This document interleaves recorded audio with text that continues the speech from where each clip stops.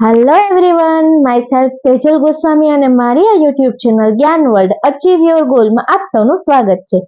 તો ચલો બાળકો, આજે આપણે ધોરણ 8 જેનું ચેપ્ટર નંબર 2 એક ચલ સુરેખ સમીકરણ, જેમાં આપણે 1 થી 4 દાખલા સુધી 3 દાખલા સુધી કમ્પ્લીટ થઈ ગયું. ઓકે, હવે આપણે નેક્સ્ટ દાખલા નંબર 4 તરફ વળીએ. તો ચલો સ્ટાર્ટ કરીએ બાળકો. શું છે? હા, પહેલા તો એ બાળકો, જો તમે મારી ચેનલ ઉપર હજી નવા જ હોય તો મારી ચેનલને સબસ્ક્રાઇબ કરવાનું ભૂલશો નહીં. તો ફર્સ્ટ ઓફ ઓલ મારી ચેનલને શું કરો, સબસ્ક્રાઇબ કરી દો અને બેલ આઇકન પ્રેસ કરી દો. ઓકે, જેથી કરીને તમને મારી આ ચેનલ પર એજ્યુકેશન રિલેટેડ તમામ અપડેટ આસાનીથી મળતી રહે. નેક્સ્ટ, બે સંખ્યાઓનો સરવાળો 95 છે. પેલા તો રકમને આરામથી સમજશું બાળકો. ઓકે, શું છે? બે સંખ્યાઓનો સરવાળો 95 છે. એક સંખ્યા બીજી સંખ્યા કરતા 15 વધારે હોય તો તે સંખ્યા શોધો. તો ચલો, હવે આપણને બાળકો અહીંયા ડાયરેક્ટ કહી દીધું કે આ 95 છે, સરવાળો જે છે એ સંખ્યાઓનો, અને એક સંખ્યા છે એના કરતા પાછી બીજી સંખ્યા કેટલી છે? 15 વધારે છે. તો પહેલા તો આપણે શું બનાવવું પડે? સમીકરણ બનાવવું પડશે, રાઈટ? જો સમીકરણ બનશે તો તમે એનું શું કરશો? સોલ્યુશન મેળવશું. ઓકે, ચલો તો ધારો કે શું લખશું બાળકો? ધારો કે કોઈ એક સંખ્યા આપણે ધારી લઈએ.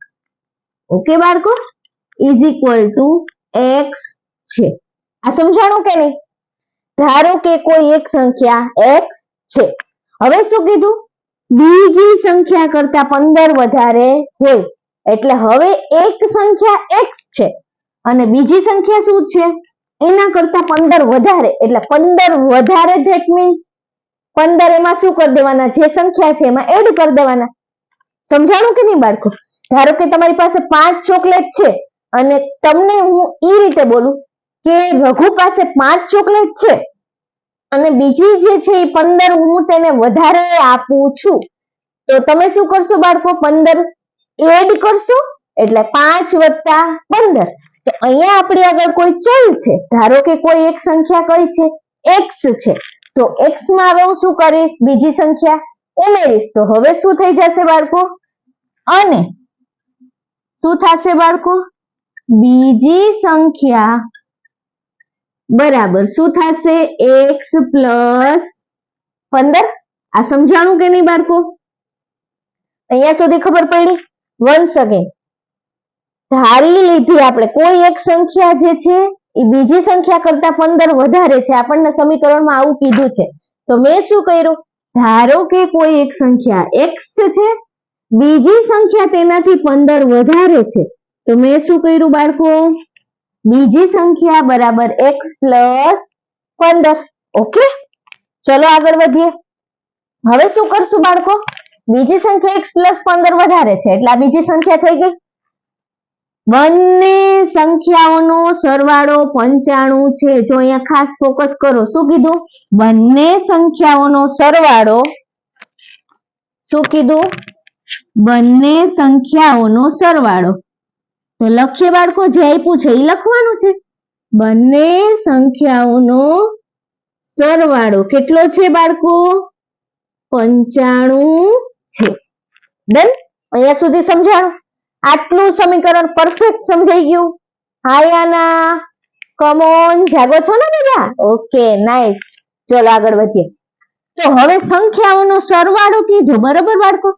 તો પહેલી સંખ્યા આ છે, બીજી સંખ્યા આ છે અને બંનેનો સરવાળો કરીએ એટલે આપણને આ રિઝલ્ટ મળશે. હાયાના, તો હું શું કરીશ? સરવાળો કરી નાખીશ. એક્સ પ્લસ 15, એટલે આ બંને સંખ્યા આવી ગઈ બાળકો. પહેલી સંખ્યા એક્સ, બીજી સંખ્યા x plus 15 is equal to 95. અહીંયા સુધી સમજાઈ ગયું બાળકો? યસ, સરસ. તો હવે જો આધાર સરખો છે, એક્સ એક્સ સમાન છે બાળકો, તો શું થઈ જશે? એક્સ પ્લસ એક્સ 2x વત્તા 15 બરાબર 95. તેથી આ 3 ડોટ છે એને શું કહેવાનું? તેથી કરવાનું ભૂલવાનું નથી, કારણ કે બેસ્ટ પેપર સ્ટાઇલની એટલે કે પરફેક્શન વાળું તમારું લખાણની શું છે? એ એક મેથડ છે. ચલો 2x. હવે જો બાળકો આ 2x એમને એમ રહેવા દઈએ. આ +15 છે બરાબરની સામેની સાઈડ જાય તો કેવા થઈ જશે? -15. પણ તમને એમ થાય મેડમ 95 ને કાટમ નથી હલાવતા, તો 95 બાળકો જો અહીંયા સિંગલ છે એટલે આ કોન્સ્ટન્ટ સંખ્યા અત્યારે અચળ છે અહીંયા, એની સાથે નથી કાંઈ ગુણાકારમાં નથી કાંઈ ભાગાકારમાં, તો એને આપણે બોલાવવાની જરૂર નથી. એને જે છે એમને એઝ ઇટ ઇઝ રહેવા દઈએ. પણ જે ચલ સાથે હોય ને બાળકો, ચલ સાથે જે કંઈ પણ સંખ્યા હોય ને, સરવાળામાં હોય, બાદબાકીમાં હોય, ગુણાકારમાં હોય કે ભાગાકારમાં, એનું શું થાય? બરાબરની આ બાજુ ને પેલી બાજુમાં રૂપાંતર થાય છે. પરંતુ અચળ સંખ્યા આને આપણે બોલાવવાની નથી. તો ચલ સાથે શું છે? અહીંયા +15 છે, સામેની સાઈડ જશે તો શું થઈ જશે બાળકો? 95 - 15. તેથી હવે શું લખશું બાળકો?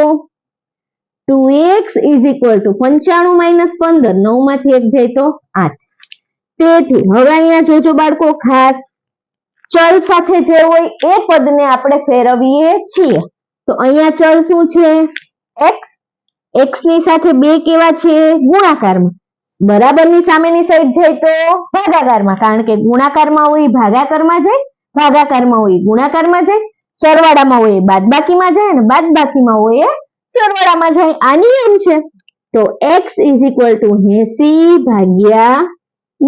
તેથી x બરાબર 2 × 2 = 2 × 8 ને 0 નો 0. તો શું મળ્યું બાળકો આપણને? x બરાબર 40. અહીંયા સુધી સમજાઈ ગયું બધાને? સરસ. હવે દાખલો પૂરો નથી થયો. હવે આપણને શું કીધું છે? તે સંખ્યાઓ શોધો. જો રકમ ઉપર આપણે ફોકસ કરવાનું છે. ઓકે બાળકો? તો તે સંખ્યાઓ શોધો એમ કીધું, તો આપણને x મળ્યો. x એટલે આપણી એક સંખ્યા છે બાળકો. તો શું લખશું અહીંયા? 8 થી. હવે તમારે નીચે તમારા જે પેજ હોય ને એમાં તમારે કન્ટિન્યુ કરવાનું, બરાબર? હું અહીંયા બોર્ડમાં આ રીતે કરું છું. 8 થી શું થશે બાળકો? એક તો આ પેન. 8 થી કોઈ એક સંખ્યા શું થશે બાળકો? કોઈ એક સંખ્યા બરાબર x = 40 અને શું થશે બાળકો? બીજી સંખ્યા બરાબર શું છે આપણી પાસે? x + 15. તો હું શું લખીશ? x + 15.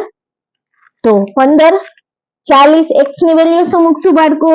40. કારણ કે અહીંયા આપણને મળી ને x બરાબર 40. તો પ્રથમ સંખ્યા 40, બીજી એડ કરી દેવાનું છે અહીંયા 15. ઓકે, ત્યારે આપણને મળી જશે. તો 5 0 + 5 5 4 ને 1 5. તો આનો મતલબ શું થયો બાળકો? પહેલી સંખ્યા આપણને કેટલી મળી? 40. બીજી સંખ્યા શું મળી? 55 મળે છે. સમજાઈ ગયું બાળકો?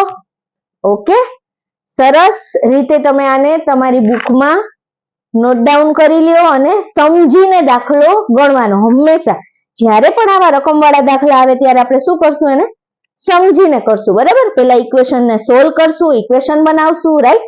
ઇક્વેશન બન્યા પછી એને આપણે આસાનીથી એનું સોલ્યુશન કેમ થાય તે જોઈશું. તો ચલો બાળકો, તમને આ મારો વિડીયો કેવો લાગ્યો તે કમેન્ટ સેક્શનની અંદર જરૂર ને જરૂર બતાવજો અને લાઈક, શેર અને સબસ્ક્રાઇબ કરવાનું ભૂલતા નહીં. Okay, thank you so much.